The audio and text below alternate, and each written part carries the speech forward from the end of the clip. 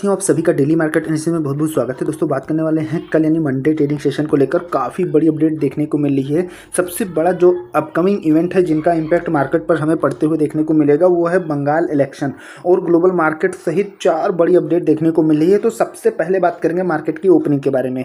Market gap up open करेगा या gap down? तो आपने कल के ट्रेडिंग सेशन को लेकर सी होल्ड किया है या पी होल्ड किया है, कमेंट बॉक्स में जरूर बताइएगा।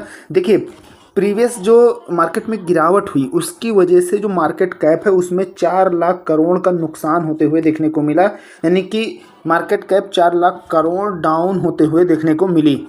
ठीक है, पहली चीज़। दूसरी चीज़, यहाँ पर मैं थोड़ा सा अगर बैक टेस्ट की बात करूँ तो आप सबको एक जोन प्रोवाइड किया था और सिंपल सा मार्केट इस जोन के नीचे यहाँ ओपन करने के बाद सीधा नीचे और 100% एक्यूरेसी यहाँ पर देख सकते हैं जो हमने आपको सपोर्टिंग लेवल दिया था 23,800-830 का जो सपोर्टिंग लेवल था, बहुत ही अच्छे से मार्केट ने रिस्पेक्ट किया डाउन साइड में। उसके बाद इसको कितना अच्छे से अप साइड में एक बहुत ही बढ़िया अप ट्रेंड देखने को मिला।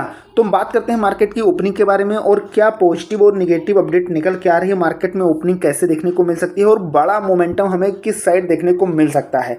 तो उन सभी चीज़ों को पॉइंट टू पॉइंट समझते हैं। देखिए सबसे पहले अगर हम यहाँ पर निफ्टी के फाइनल क्लोजिंग की बात करें तो 24,043 पर क्लोजिंग देखने को मिली है।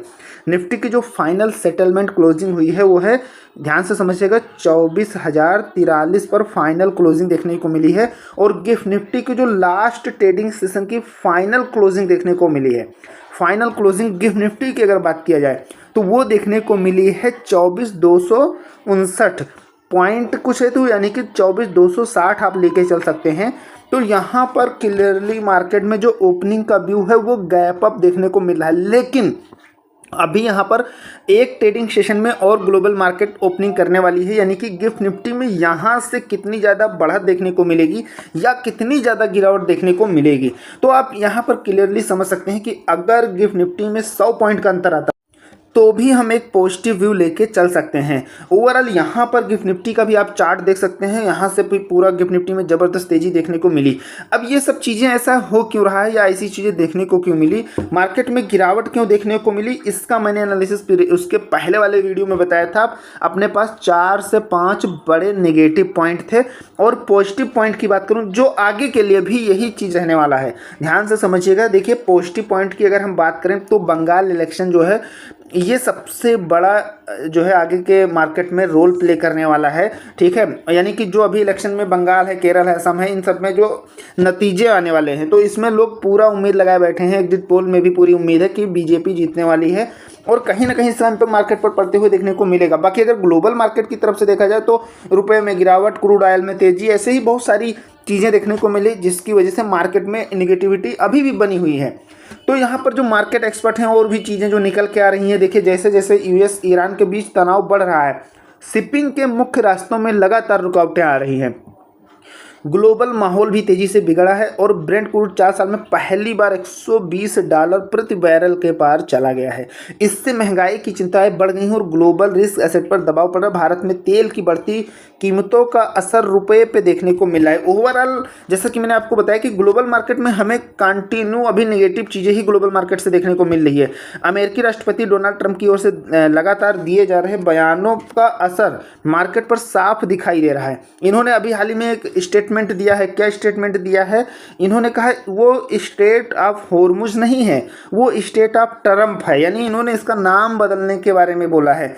तो अब ये सब चीज़ें देखने को मिल रही हैं और मार्केट पे इसका इम्पैक्ट भी हमें पड़ते हुए देखने को मिलता है। अगर टेक्निकल लेवल से जो मार्केट एक्सपर्ट हैं उनका व्यू निकल के आ रहा है कि भाई देखो रजिस्टेंस जो तत्काल है वो 24,250 और 300 जोन में है।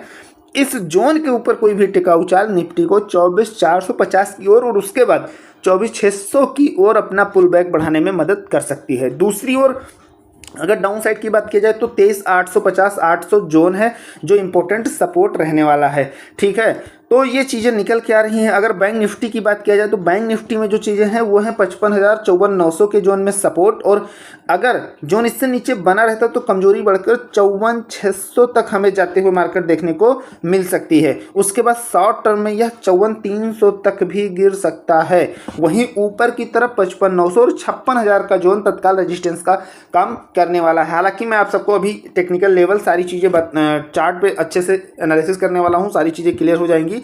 तो यहाँ पर अगर थोड़ा सा एक नज़र एफआई की भी देखा जाए तो एफआई कंटिन्यू बेरिश ही है, यानी कि कंटिन्यू सेलिंग मोड में ही हमें एफआई देखने को मिल रहा है।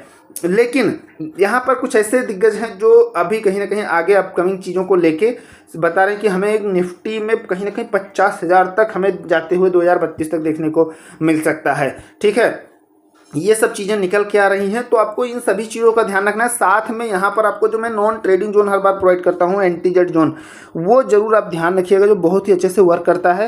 एंटी जोन यानी कि आपको उस जोन से कहीं ना कहीं ये क्लियर होगा कि भाई यहाँ से मार्केट का क्या ट्रेंड रहने वाला है। अगर निफ्टी की बात किया जाए, अच्छा इसका मैंने बैक टेस्ट भी करवाया था, हर वीडियो में बैक टेस्ट करा देता हूँ और आप लोग जाके भी चेक कर सकते हैं। देखिए क्लोजिंग हमें 2443 पर देखने को मिली है फाइनल।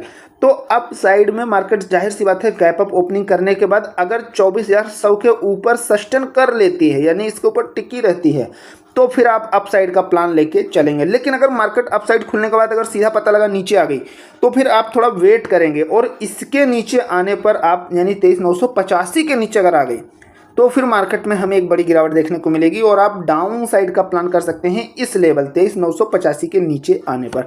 ऐसे ही आप सेंसेक्स में इन चीज़ों को मार्क करके रख सकते हैं। सेंसेक्स में 77,135 पर क्लोजिंग हुई है और 77,240 और 77,000, इसे ध्यान रखिएगा। तो ये बहुत ही अच्छे से वर्क करता है और यहाँ से हमें ट्रेंड डिफाइन करने में और काफ़ी कुछ चीज़ें क्लियर हो जाती हैं।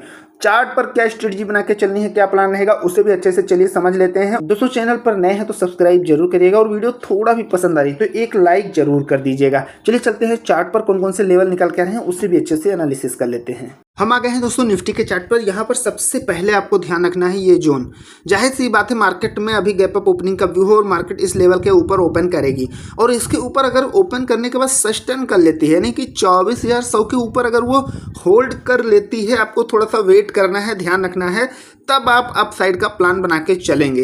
तो यहाँ पर फिर पहला टारगेट, पहला लेवल आपको 150 का लेके चलना है और 150 के ऊपर अगर मार्केट सस्टेन करती है तो फिर हमें 230, 250 यहाँ तक का टारगेट बना के चल सकते हैं और ये एक रेजिस्टेंस लेवल है, तो यहाँ आपको सावधान रहना है।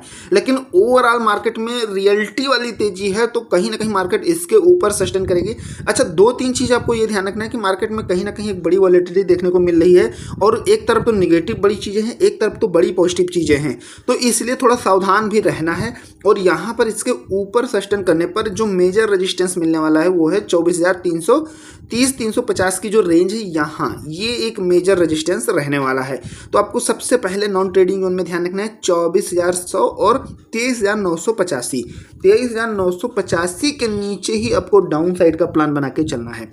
और यहाँ से अगर मार्केट नीचे आती है तो फिर 23,900 पहला टारगेट रहेगा और 23,900 के नीचे आने पर मेजर जो सपोर्ट रहने वाला है वो ये है, कितना, 23,800 की जो रेंज है, 800 से 830 की जो ये रेंज है, ये आप मार्क कर सकते हैं, ये आपका मेजर सपोर्ट रहने वाला है। इसके नीचे आने पर फिर मार्केट में और बड़ी गिरावट हमें देखने को मिल सकती है, 23,760, 23,700 तक लेवल जाते हुए देखने को मिल सकता है। लेकिन आपको सिंपल सा कुछ नहीं ध्यान रखना है, एक नॉन ट्रेडिंग जोन और उसके बाद में आपको तभी वैसे ही प्लान बनाना है। तो ये जो जोन है ये आप शॉर्ट टर्म में मेन इंपॉर्टेंट सपोर्टिंग लेवल रहने वाला है, इसे ध्यान रखिएगा। बाकी आपको ये जोन जरूर ध्यान रखना है। अब चलिए चलते हैं सेंसेक्स के चार्ट पर।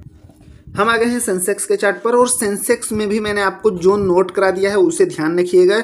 यहाँ पर आप इसे मार्क करके चल सकते हैं। 77, 220, 240 की जो रेंज है या सिंपल सा जो आपको हाई देखने को मिला है उसके ऊपर सस्टेन करने पर अप साइड का प्लान करके चलना है। तो यहाँ से मार्केट सिंपल सी बात है, यहाँ से 240 के ऊपर निकलने पर हम सबसे पहले 77,400 का टारगेट बना के चलेंगे और उसके बाद में इसके ऊपर मार्केट अगर सस्टेन कर लेती है तो 77,650 ये हमारा प्लान रहने वाला है अप साइड में। लेकिन आपको ध्यान रखना है डाउन साइड में सिंपल सा एक जो सबसे इंपॉर्टेंट लेवल है टेक्निकल व्यू से और साइकोलॉजिकल व्यू से 77,000, तो 77,000 के नीचे मार्केट आती है तो शॉर्ट टर्म में आपको ये सपोर्टिंग लेवल मिलेगा 76,780, 800, 76,800 ये आपको एक इंपॉर्टेंट सपोर्टिंग लेवल मिलेगा शॉर्ट टर्म में। इसके नीचे फिर एक बड़ी गिरावट आपको देखने को मिल सकती है।